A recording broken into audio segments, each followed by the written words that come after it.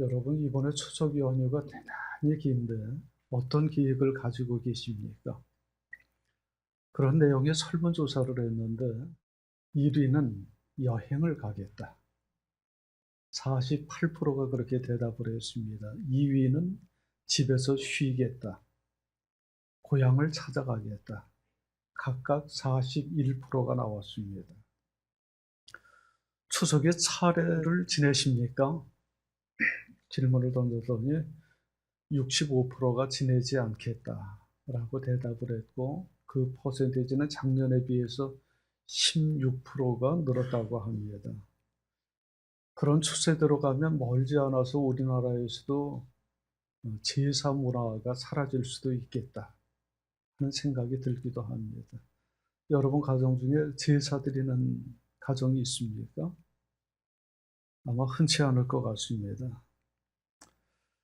그러면 추석에 예배는 드리십니까? 이렇게 질문을 하면 뭐라고 대답을 하겠습니까?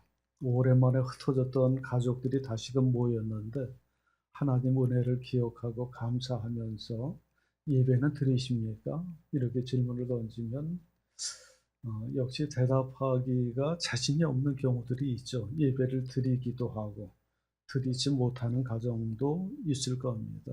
가족 전체가 하나님을 믿고 예배할 수 있는 분위기가 조성된다면 정말로 복받은 가정입니다. 이번 명절에 가능하면 주보에 추석 예배 순서도 마련했으니까 그것을 참고해서 가족들이 모여서 하나님 은혜에 감사하고 잠깐이라도 예배할 수 있는 시간을 가지면 좋을 것 같습니다. 요즘은 그렇게 가족들이 모이기도 쉽지 않지만 모여서 예배를 드리려고 해도 하나님을 믿지 않는 사람들이 있기도 하고, 또 때로는 우리의 자녀들조차도 신앙생활을 하지 않아서 함께 예배하기가 어려운 경우도 있습니다. 우리의 신앙이 다음 세대로 전수되지 않는다는 것, 이것이 요즘 한국교회의 최대의 위기입니다. 신앙이 다음 세대로 전수되어야지 신앙이 이제 대를 이어내려가면서 교회가 위축되지 않을 텐데, 그렇지 않은 것이 오늘 우리의 현실입니다. 오늘 디모데후서 본문의 말씀은 그와 비슷한 어려운 상황 속에서 쓰여진 책입니다. 편지죠. 사도 바울이 감옥에 갇혀서 에베소 교회를 목회하고 있는 디모데에게 보낸 옥중 서신인데, 이 얘기를 듣고 보니까 에베소 교회 상황이 너무 어려운 것 같습니다. 신앙의 열기가 많이 떨어졌고요. 그래서 그 내용을 보면 에베소 교회가 안팎으로 겪고 있는 여러 가지 시련들에서 언급을 하고 있는데, 그런 교회를 이끌어가는 디모데라는 젊은 제자가 얼마나 힘들고 어렵겠습니까? 그렇게 믿고 의지했었던 교인들이 하나둘씩 떠나고, 그래서 그 명단이 디모데후서 안에 여기저기 등장하기도 합니다. 누가 떠난 교인이고 누가 남아있는 교인인지 구체적으로 명단을 열고 하기도 합니다. 이런 내용을 보면 그 명단의 당사자들은 아주 황당했을 것 같습니다. 자기는 그냥 교회를 떠났을 뿐인데 자기 이름이 성경에 기록되어서 수천 년 동안 이어져 내려오는 것을 보면 요즘 같으면 아마 명예훼손으로 그렇게 걸 수도 있었을 텐데, 구체적으로 명단이 등장하기도 합니다. 예를 들어서 15절에서 이렇게 말씀을 합니다. 그대도 알다시피 아시아에 있는 사람이 모두 나를 버렸습니다. 그들 가운데는 부겔로와 허모게나가 들어 있습니다. 아마 그렇게 떠난 교인 때문에 무척이나 상처를 입은 것 같습니다. 사도 바울이. 부겔로, 허모게네, 그 사람이 어떤 사람인지는 알 수 없지만 교회가 그렇게 어려울 때 교회를 지키지 못하고 배교를 하고 교회를 떠난 사람입니다. 반면에 그렇게 어려운 상황 속에서도 꿋꿋하게 교회를 지킨 사람도 있는데, 예를 들어서 오네시보로 같은 사람입니다. 그렇게 어려울 때도 교회를 지키고 끝까지 사도 바울을 후원하고 로마의 감옥까지 찾아와서 면회를 하기도 하고 그렇게 든든하게 지켜주던 사람입니다. 하여튼 이 편지가 쓰일 때에는 교회가 무척이나 어렵고 흔들리던 상황이었습니다. 많은 교인들이 떠나갔고요. 교인이 떠나가는 것 자체가 위기의 징후 아닙니까? 오늘날 한국 교회가 위기에 처해 있다라고 진단하는 근거 중에 하나는 교인 숫자가 줄어든다는 것입니다. 양적으로 쇠퇴하는 것입니다.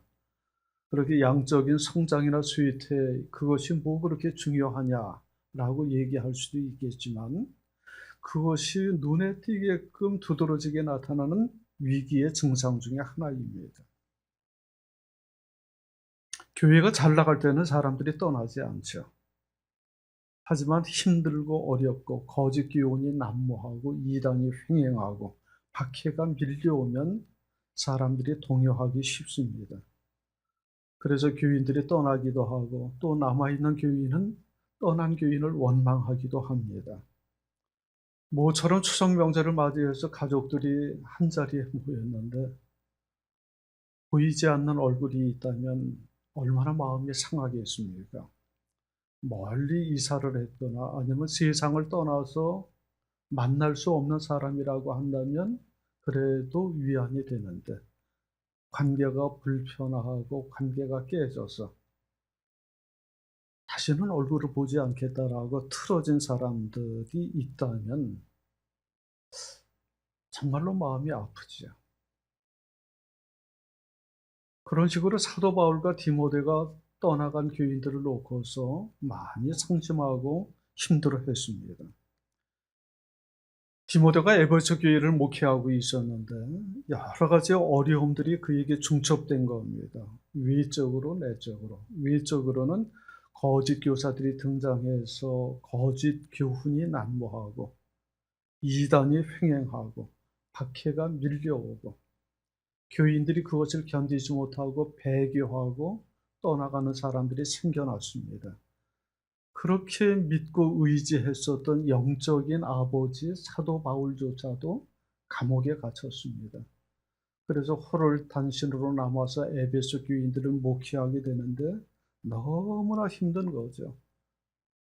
뭐 그런 스트레스를 받아서 그런지는 몰라도 내적으로도 겪는 어려움이 건강이 상하고 나이도 젊고 경험이 부족하다는 이유 때문에 사람들로부터 이런저런 얘기를 듣기도 하고 또 성격이 좀 유약하기도 합니다.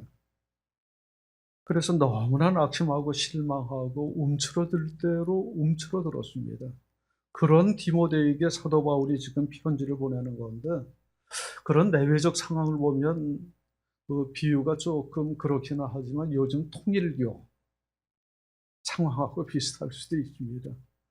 통일교를 세운 문선명이 같이 그 뒤를 이은 참 어머니라고 불리우는 사람이 또 구속되었지.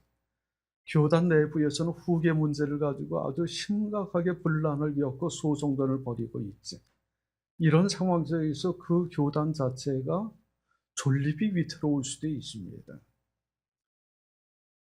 지금 이 편지가 쓰일 당시 에베소 교회의 상황이 그런 위태로운 상황에 처해 있습니다. 디모데가 아주 심각한 위기의식을 갖고 있었고요. 그래서 사도 바울이 사도행전에 보면 이제 예루살렘으로 가다가 에베소 교인들을 만나서 마지막으로 작별하게 될 때 눈물을 흘리면서 통곡을 하고 기도를 올렸다라는 기록이 있는데 사도 바울이 감옥에 갇힐 때 디모데도 그렇게 가슴 아파하고 실망하고 눈물을 흘리면서 안타까워했습니다. 사도 바울은 감옥에 갇혀 있으면서도 디모데의 그러한 모습이 떠오르면서 밤낮으로 그를 위해서 기도하는데 3절 이하에서는 이렇게 말씀을 합니다. 우리 한 목소리로 같이 읽겠습니다. 나는 밤낮으로 기도를 할 때 끊임없이 그대를 기억하면서 하나님께 감사를 드립니다. 나는 그대의 눈물을 기억하면서 그대를 보기를 원합니다. 그대를 만나봄으로 나는 기쁨이 충만해지고 싶습니다. 아멘. 그 디모데가 혼자 남아서 에베소 교회에서 얼마나 고생을 할까 생각하면 마음이 무너지고요. 그 마지막으로 헤어질 때 자기를 바라보면서 눈물을 흘렸었던 그 얼굴이 자꾸 떠오르면서 만나봐야 되는데, 보고 싶은데, 그를 위해서 밤낮으로 기도한다는 것입니다. 어찌 보면 사도 바울 자신이 디모데보다 훨씬 더 어려울 수 있습니다. 감옥에 갇혀서 자유를 잃어버렸고 훨씬 더 힘들고 어려울 텐데도 바깥에 있는 자기의 제자를 위해서 기도하고 위로하고 격려합니다. 이러한 것을 보면 정말로 대단한 것 같아요. 아마 웬만한 사람 같으면 그런 상황에서 막 불평을 하고 원망을 쏟아놓고 다른 사람을 격려하고 챙겨줄 여유가 전혀 없을 텐데, 감옥에 갇혀서 그렇게 힘들고 어려운데도 바깥에서 목회를 하고 있는 디모데를 생각하면서 격려의 말씀을 전하는데, 디모데 전후서 전체의 말씀을 보면 전혀 자기가 힘들다, 어렵다, 그런 부정적인 내색을 전혀 하지를 않습니다. 이러한 것을 보면 정말 참된 지도자다라는 생각이 들지 않을 수 없습니다. 사도 바울 자신의 운명이 앞으로 어떻게 될지도 모르고 그 감옥에서 나와서 다시금 디모데를 만날 수 있을지 여부도 불투명한 상황에서 그렇게 격려를 합니다. 어쩌면 이 편지가 디모데에게 보내는 마지막 편지가 될 수도 있다 싶은 생각에 유언장을 쓰는 마음으로 아주 간곡하게 당부를 합니다. 그 당부의 주요 내용이 디모데후서 1장 오늘 본문의 말씀인데, 다시금 그 교회가 신앙의 열기를 회복하고 다시금 신앙의 불길이 뜨겁게 타오르기를 간절히 간청을 합니다. 그렇게 어려운 상황 속에서 디모데마저 무너지게 되면 에베소 교회 전체가 무너져 내리는 겁니다. 교회의 존립 자체가 힘든 거고요.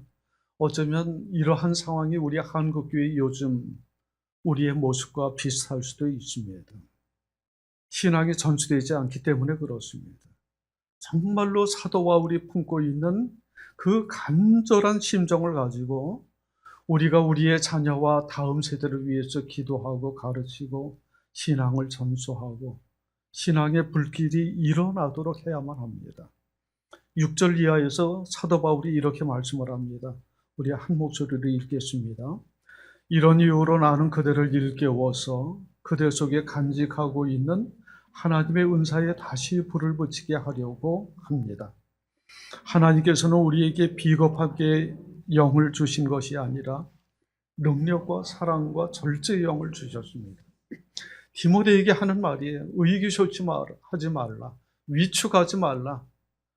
비겁함의 영을 하나님께서 우리에게는 결코 주시지 않는다. 사랑과 능력과 절제의 영을 주신다라고 강조를 합니다.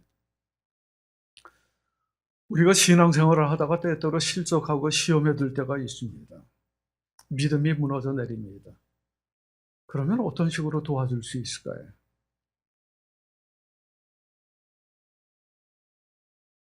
그렇게 믿음이 흔들리고 시험에 들게 되면 정말 도와주기가 쉽지 않은데, 그래도 도와줄 수 있는 유일한 방법은 사랑과 믿음으로 격려하는 겁니다. 그래도 나는 너를 믿는다. 너를 신뢰한다. 믿고 사랑하고 그를 위해서 기도하는 것이 최선의 방법입니다. 믿음의 문제가 생기면 어떻게 우회적으로 해결하고 도와주려고 할 것이 아니라 믿음으로 정면 승부를 해야만 합니다. 그래서 오늘 본문에서는 시종 1관 믿음을 강조합니다. 우리 교회에서 올해 세 차례의 환경 강좌를 했죠. 지난주로 마지막 세 번째 강좌를 마치게 되었는데 계획대로 잘 진행되어서 너무나 감사하고 수고하신 모든 분들께 진심으로 감사를 드립니다. 그런데 한 가지 좀 생각해 볼 게 있는데, 처음에 이 행사를 계획할 때는 교회 바깥에도 많이 알려서 많은 사람들이 교회에 찾아오도록 하는 것, 그것이 목적 중에 하나였습니다. 교회 문턱을 조금 낮추면 사람들이 많이 찾아오겠지. 그래서 조금 불편하게 사는 사람들이라는 단체가 주관하는 곳으로 해서 홍보를 했습니다. 그런데 결과를 보면 예상대로 잘 이루어지지는 않은 것 같습니다. 여러분은 혹시 명함을 사용하십니까? 명함 사용할 때 거기에다가 교회 직분을 기록하십니까? 기록하시는 분. 돌베개 교회 장로, 돌베개 교회 권사, 집사 그렇게 기록하십니까? 그렇게 기록하기엔 조금 어색할 수도 있죠. 저는 명함을 써본 적은 없지만 명함을 만들면 너무나 당연하게 저 같은 경우는 돌베개 교회 담임 목사 유승기 그렇게 쓸 겁니다. 아마 평신도들은 그렇게 쓰는 게 쉽지 않을 것 같아요. 그래도 가끔 명함을 받아보면 어느 교회 장로다, 어느 교회 집사, 권사라고 쓰는 경우들이 있습니다. 요즘같이 한국교회가 욕을 먹는 상황에서는 내가 교회 다닌다, 교회에서 이런 직분을 맡고 있다는 것을 명함에 박아가지고 홍보하는 것이 대단히 불편하고 조심스러울 수도 있을 겁니다. 별로 드러내고 싶지를 않겠죠. 그래서 공공장소에서 기도하는 것도 조심하게 되고 교회 다니는 것도 숨기고 내가 어떤 직분을 맡고 있다는 것을 내세우지 않고 조금 더 나아가서는 아예 교회 다니는 것 자체를 부끄럽게 여길 수도 있습니다. 사람이 위축되면 그럴 수 있는 건데 오늘 본문의 말씀을 보면 부끄럽다라는 말이 여러 번 반복됩니다. 많은 사람들이 나 정말 창피해서 교회 못 다니겠네. 뭐 이런 느낌을 가지고 교회에서 떠나가는 사람들이 있었던 것 같아요. 그런 분위기에서 사도 바울이 위축되어 있는 디모데에게 이런 편지를 보내는 건데 시종일관 믿음을 강조합니다. 믿음이 떨어져서 문제가 되는 사람한테는 뭐 이게 똑같은 말을 반복하는 것처럼 여겨질 수도 있지만 믿음으로 해결하는 수밖에 없어요. 그래서 믿음을 강화하고 믿음을 부끄러워하지 말라. 복음을 부끄러워하지 말라. 나도 그렇다. 그렇게 강조를 합니다. 디모데 너희 믿음이 어디에서 왔느냐? 너희 어머니와 너희 외할머니가 가지고 있었던 거짓 없는 믿음이 그대로 전수된 것이 아니냐? 그래서 너도 거짓 없는 믿음을 가지고 있고 나도 혹독하게 이렇게 어렵고 힘든 상황에서도 당당하게 내 믿음을 지키고 있다. 이렇게 믿음 때문에 감옥에 갇히고 수많은 시련과 어려움을 겪을지라도 믿음에 있어서는 하나님의 부르심에 있어서는 결단코 흔들림이 없다라고 강조를 합니다. 고린도전서 1장에서 그렇게 고백을 하죠. 그리스도의 십자가가 유대인에게는 거리끼는 것이요 이방인에게는 어리석은 것이지만 부르심을 받은 사람들에게는 하나님의 능력이요 하나님의 지혜라라고 고백을 하면서 복음을 결코 부끄러워하지 않는다라고 고백을 합니다. 오늘 본문의 9절 이하에서도 믿음을 요약해서 이렇게 정리를 합니다. 하나님께서 우리를 구원해 주시고 거룩한 부르심으로 불러주셨습니다. 그것은 우리의 행실을 따라 하신 것이 아니요 하나님의 계획과 은혜를 따라 하신 것입니다. 이 은혜는 영원전에 그리스도 예수 안에서 우리에게 주신 것인데 이제는 우리 구주 그리스도 예수께서 나타나심으로 환히 드러나셨습니다.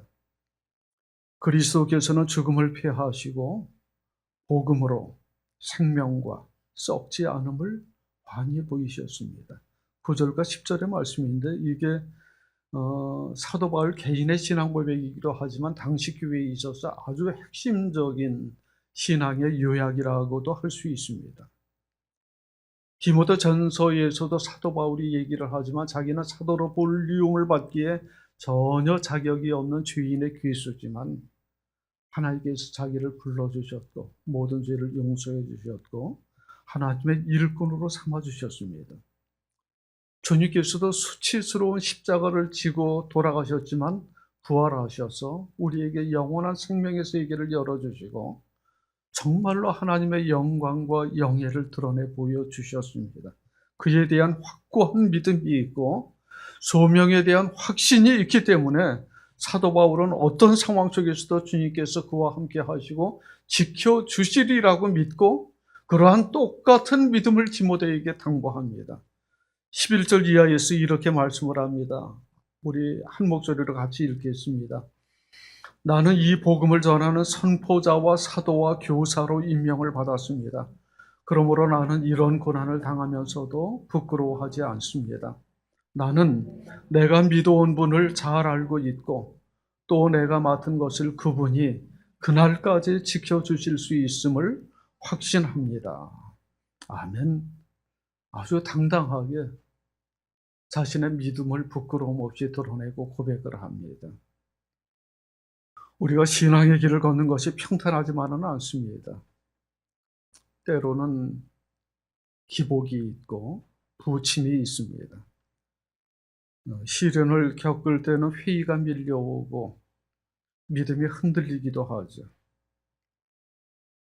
사도 바울처럼 그렇게 신실하고 충실한 충성스러운 일꾼이 복음을 전하다가 감옥에 갇히고 수많은 환난과 어려움을 당하는 것을 옆에서 바라보면 사람들의 마음이 무너져 내리고 믿음의 회의가 일어날 수도 있습니다.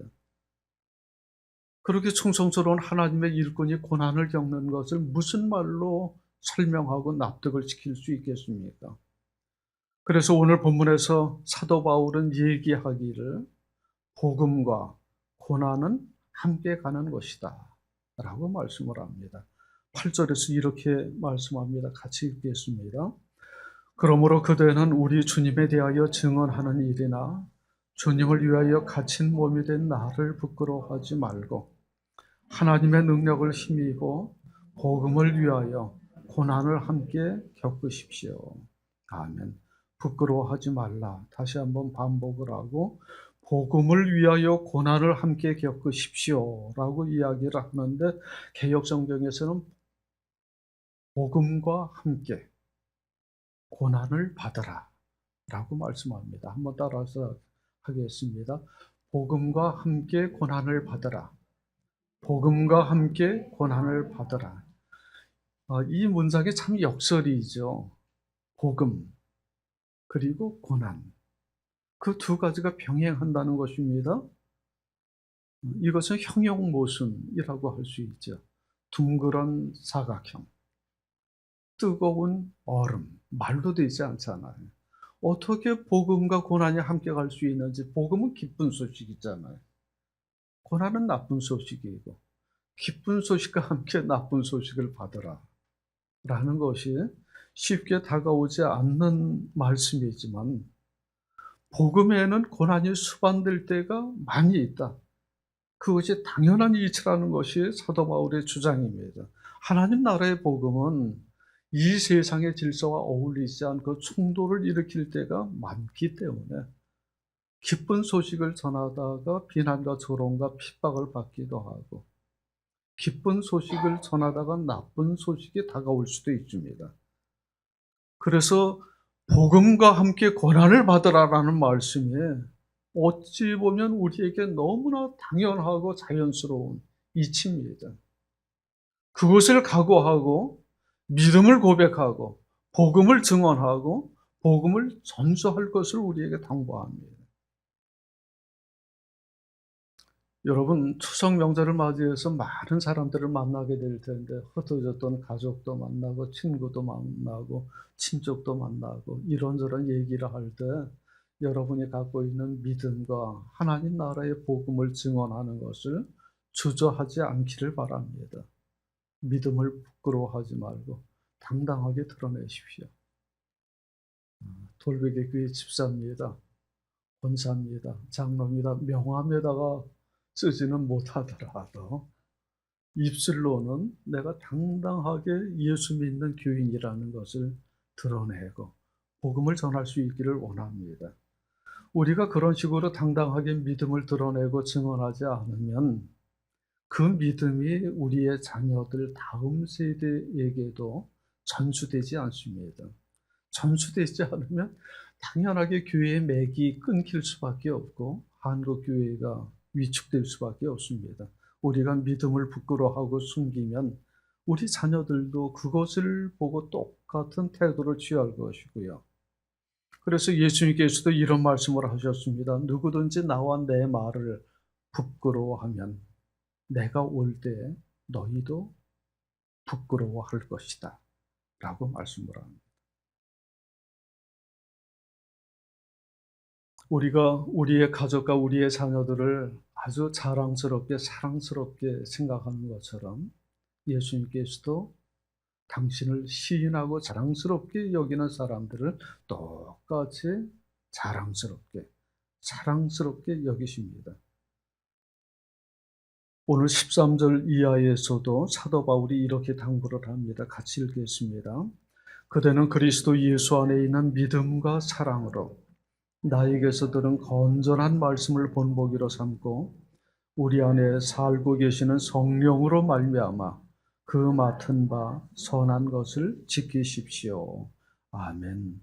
우리의 믿음을 어떤 상황에서도 굳건하게 지키고 복음을 당당하게 증거하고 복음과 함께 기꺼이 고난을 감수하는 삶을 살아가는 저와 여러분이 될 수 있기를 간절히 원합니다.